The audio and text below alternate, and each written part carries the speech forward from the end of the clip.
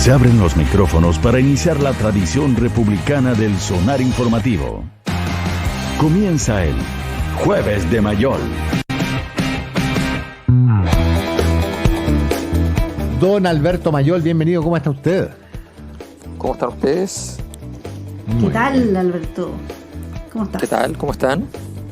Muy bien, preparándonos para la cuarentena. Estuviste poco tiempo libre de cuarentena, ¿no? ¿Cuánto te duró la libertad?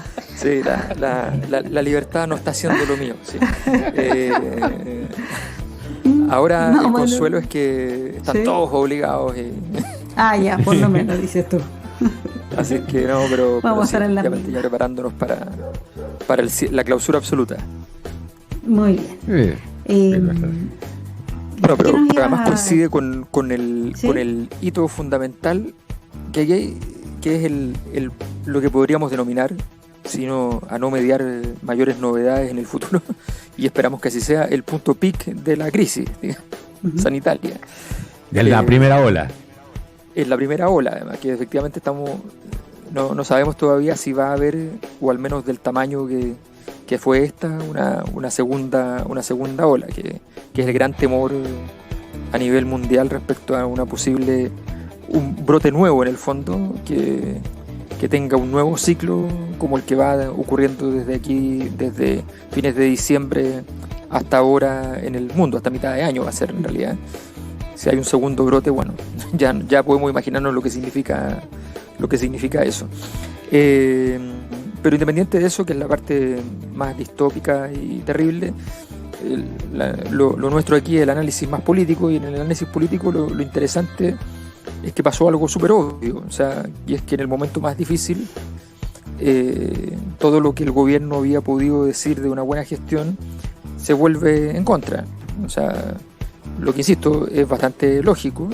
Lo insólito en el fondo es porque el gobierno apostó a inflar la buena gestión en un momento previo, en circunstancias que era evidente que venía el momento más álgido, más complejo en esta fecha. Estas fechas están marcadas, está bien, hay muchos que dicen no, nunca se sabía cuándo era el pic, qué sé yo. La verdad es que varios informes señalaban de que a Chile le correspondía un pic más o menos en esta fecha, o sea, puede ser una semana antes, una semana después, puede durar 2 semanas, pero en el fondo estamos hablando de estas fechas. Y por tanto el gobierno de Sebastián Piñera, y particularmente el ministro Mañalich, que venía jugando un partido lleno de errores, pero al mismo tiempo haciendo goles, se enfrenta a situación insólita de que no tenía previsto qué pasaba políticamente cuando venía el punto pic. Y lo pillan además muy mal pie, porque lo pillan justo antes de haber dicho toda clase de argumentaciones de lo que se debió haber hecho más blando, y de lo que y respecto al camino de salida, señalando estos análisis de que ya habíamos llegado a la meseta, de que ya efectivamente esto estaba remitiendo, que podíamos volver el retorno seguro como plan de trabajo. Que ojo, ni la nueva normalidad ni el retorno seguro en todos los países del mundo significan exactamente que esto terminó, significa básicamente una etapa distinta de la táctica.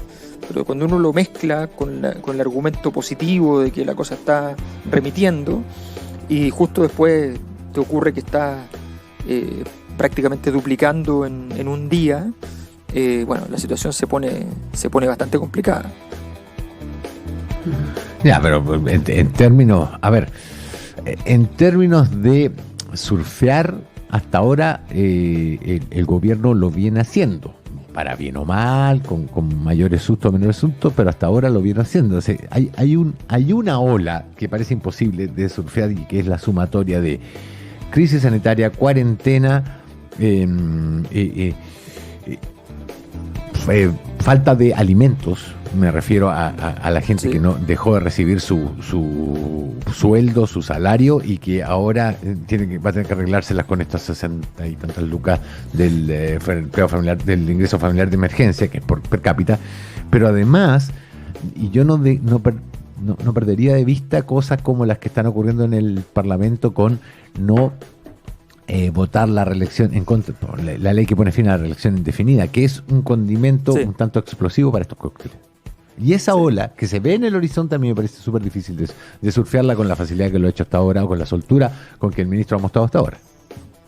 Claro, lo que pasa es que yo creo que la gravedad de la situación estratégica del gobierno es incluso mayor, porque incluso esta ola que estaba relativamente surfeada, lleno de críticas, dudas, hay datos que efectivamente no cuadran. Yo no sé si todos los datos que se han denunciado que no cuadran efectivamente no cuadran, pero por lo menos hay algunos, digamos, ¿no? que a uno estadísticamente le llaman la atención.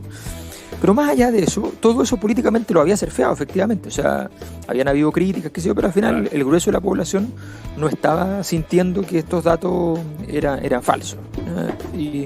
Y por tanto, el optimismo venía marcado por cómo hablaba el ministro de Salud en la mañana.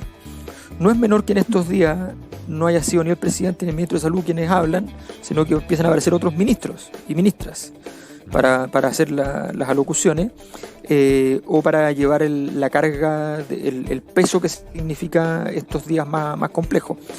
Pero en cualquier caso, esto que parecía relativamente manejado y que el gobierno ya había considerado que era, y esto es lo más importante, sobre todo un gobierno liderado por un economista, consideraba que tenía cuenta corriente. Eso es lo más interesante. O sea, consideró que efectivamente tenía plata en la cuenta y que podía usar lo que estaba pasando para empezar a tener otros objetivos políticos. Por de pronto, atacar las lógicas y aprendizajes y conclusiones del estallido social. Pero en segundo lugar, lo que tú señalas, una ofensiva legislativa encaminada a instalar elementos de la agenda que van desde reducir la cantidad de parlamentarios, efectivamente hasta modificar en el fondo, volver en el fondo de alguna manera a un momento del pasado donde el diseño parlamentario y el diseño de la democracia estaba más parecido a lo que venía heredado de la dictadura. De hecho, la cantidad de parlamentarios que se está buscando por la derecha es exactamente la misma que se estableció desde Pinochet en adelante. Y por tanto, en ese contexto, el gobierno se sobregiró. Dijo, bueno, aquí tengo plata en la cuenta. Y el problema es que hoy día, digamos que lo está navegando, pero al menos plata no tiene en la cuenta. No tiene los saldos a favor. Y está tratando de convertir eso igual en otras cosas. Y por tanto está sobreexigiendo la máquina. En las próximas semanas, en los próximos días, cuando probablemente esta crisis ya sea más significativa, y donde el sistema de salud esté ya definitivamente exhausto, y donde los problemas o sea, el hecho de que ayer, por ejemplo, y antes de ayer empezaron a salir estos comunicados de las clínicas de que no tenían los test para el coronavirus, es un dato relevante, porque son clínicas que todos sabemos que están relativamente alineadas con la perspectiva del gobierno. Para ellos comunicar eso es porque ya se les está incendiando por dentro el asunto. Entonces empieza a mostrar signos de debilidad en esta dimensión. Y como bien dice Rafael, efectivamente esto, si uno lo proyecta en el futuro, un escenario de desempleo relevante, un escenario de una posible rebrote de la crisis sanitaria, un escenario de recesión inminente, que es absolutamente evidente, inminente, global, en fin, y que no va a ser nada fácil, y un escenario donde efectivamente las élites no han hecho la pega reformista mínima, o sea, básica, así como para decir que hicieron algo. En medio de eso se avisora un escenario bastante complicado para el gobierno. Llama la atención a mi juicio. ¿Sí? Sí, no, que te quería complementar con algunas de las cifras que están apareciendo el día de hoy sobre la proyección económica que se hace al tener la región metropolitana, buena parte de sus comunas paralizadas. Se dice que el 70% de la actividad se quedaría paralizada durante este periodo. ¿Qué significa eso en términos de crecimiento económico del IMASEC? Esto que vamos conociendo mes a mes, según las proyecciones que se hacen, es que podría caer hasta en un 15% en mayo. ¿Se acuerdan que ya pensábamos que cayera ya siempre es algo malo? Que sea negativa la cifra. En algún momento se pensaba que incluso puede ser 8%. Es muy malo. Claro, ¿Le puedo dar el dato optimista? Para Chile, que es el país más interconectado del mundo, la ONU prevé una caída del 27% del comercio internacional para el segundo semestre. Del comercio internacional, ya. Perfecto. 27%. Un cuarto de la economía mundial ralentizándose. Y ojo, que nosotros hay una parte que no estamos viendo en términos de los datos, que tiene que ver con el hecho de que esta ley de protección al empleo genera un efecto fantasmagórico respecto al trabajo, porque en el fondo se viene una ola de despido. En Estados Unidos se perdieron en abril 20,5 millones de empleos. Es una cosa, el empleo, el desempleo del trabajo precario, ¿ya? Que normalmente son inmigrantes, muchos latinos, pasó del 15 al 80%. Bueno, eso a nosotros no lo vamos a ver hoy día en términos de datos, porque la mayor parte de las empresas de momento no han hecho el grueso de los despidos. Lo que han hecho de momento es ir a la ley de protección del empleo, dejar de pagar las remuneraciones, ¿ya? Y esperar a ver cómo viene la cosa. Pero la cosa ya sabemos cómo viene, y en algún momento se van a cursar esos despidos, y por tanto vamos a ver llegar la ola en un momento posterior a la crisis, cosa que en términos políticos más para el gobierno es más complejo, porque es distinto el ánimo cuando te dicen ya terminó esto, ya ahora vamos a reconstruir, ¿no? Y de repente llega y aparece la realidad de que, como suele ocurrir, de que los efectos negativos ocurren después del momento en que estalla propiamente tal la crisis. Y en el momento que te das cuenta, siempre tiene un delta de tiempo respecto al momento en que ocurrió el evento. Por tanto, estamos en presencia todavía de una cierta, la relativa calma de estar con una variable unidimensional. Nosotros estamos mirando solo una cosa hoy en Chile. No tenemos otro tema, no tenemos otros ojos, no tenemos nada más que el coronavirus, a tal punto que, no sé, salieron unos datos, no sé qué tan confiables eran, porque los vi en las últimas noticias, pero decían que el ministerio señalaba que los brotes epidémicos de distintos virus y de este año habían bajado notoriamente, o sea que solamente prácticamente estaba solo el coronavirus. Eso los otros virus, los dices tú, lo que tiene que ver con la influenza. La vacunación de influenza, claro. Tiene algo ahí, cual demuestra que fue una buena medida. Es que convengamos que con susto también la gente acude mucho más a vacunarse. Entonces, claro, pero ¿sabes lo que pasa? Es que la gran pregunta es otra, que supongamos que eso es moderadamente cierto, que los datos eran muy abrumadoramente raros, entonces, pero también puede ser que sencillamente el sistema, y legítimamente puede ser, que esté mirando solo una cosa, que no esté en pauta de ponerse a revisar qué está pasando hasta que no hayan datos relevantes de algo que se esté moviendo. Entonces, en el fondo, que si también tienes alumnos en la casa, eso también ayuda a que hayan ciertos virus que no se van moviendo, por así decirlo. O sea, evidentemente, a ver, entendamos una cosa, aquí la cantidad de muertos por otras causas, salvo enfermedades crónicas, por otras causas tiende a bajar. O sea, obviamente no hay choques, por ejemplo. Claro. Bajan mucho la cantidad de choques, y empiezan a pasar cosas inusuales en ese tipo de datos, porque efectivamente no hay interacción humana, que obviamente genera riesgo. Pero la pregunta es entonces, si en este escenario de que estamos mirando solo una cosa, ¿cuánto se nos está quedando fuera?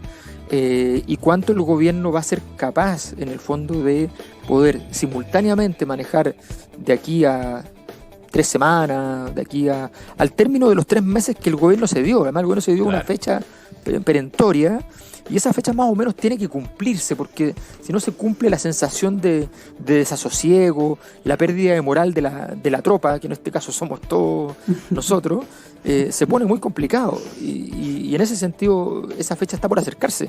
Ya está. Cuando uno pone 3 meses, dice, bueno, 3 meses, una infinidad de tiempo. Cuando ya llevas mes y medio, ya empiezas a mirar el horizonte. Claro. Y lo empiezas a mirar con cara de hagamos algo más rápido por estar ahí. Alberto Mayol. En todo caso, quería hacer un breve comentario sobre una cosa que me llamó la atención de estos días, que tiene más que ver con Pérez Tuesta, pero quiero señalarla. Bueno, hoy día la NFP es solo política, no tiene nada de fútbol, así que en realidad tiene esto que ver con esto. Pero es interesante porque aparece esto de que tiene que renunciar el presidente recientemente electo de la ANFP. Empiezan a sonar los siguientes nombres, hay unas par de polémicas, pero aparece Segovia, ¿ya? Diciendo que entonces, llamando al orden y diciendo aquí tenemos que buscar personas, que sé yo, y dado toda una señal de para dónde hay que ir. Y ahí se empieza a entender, es solo una hipótesis, pero se empieza a entender que quizás esta salida fue más bien una presión importante del mismo sector que en su momento logró, recordemos que la salida que logra ganar Segovia en su momento, Segovia no puede asumir, se tiene que ir del país, de hecho está fuera del país, nunca más volvió, y asume Jadwe. Y declarando el patudo que ojalá elijan a alguien decente. Claro, entonces no sería raro, y ese es el punto político, digamos, no sería raro que mientras estamos todos mirando un virus, ¿ya? En cualquier lugar, en las oscuras avenidas de cualquier lugar extraño como la ANFP, ¿ya? Aparezcan noches de los cuchillos largos y a mucha gente se le ocurra hacer cosas total cuando vuelva la luz. Si alguien cambió la cara de algún otro, da lo mismo, no nos vamos a fijar mucho. Así que estos también son momentos que nos señalan lo que suele pasar en muchas organizaciones en momentos como estos, y es que se afilan los cuchillos y mientras la gente dice no, estamos todos concentrados en esto y parecemos todos en paz, por detrás hay una cruenta y sanguinolenta noche. Sí, la noche de los cuchillos largos. Alberto Mañol, muchísimas gracias, compadre. Muchas gracias. Un buen día. Gracias, Esté muy Alberto. bien. Gracias, Pati.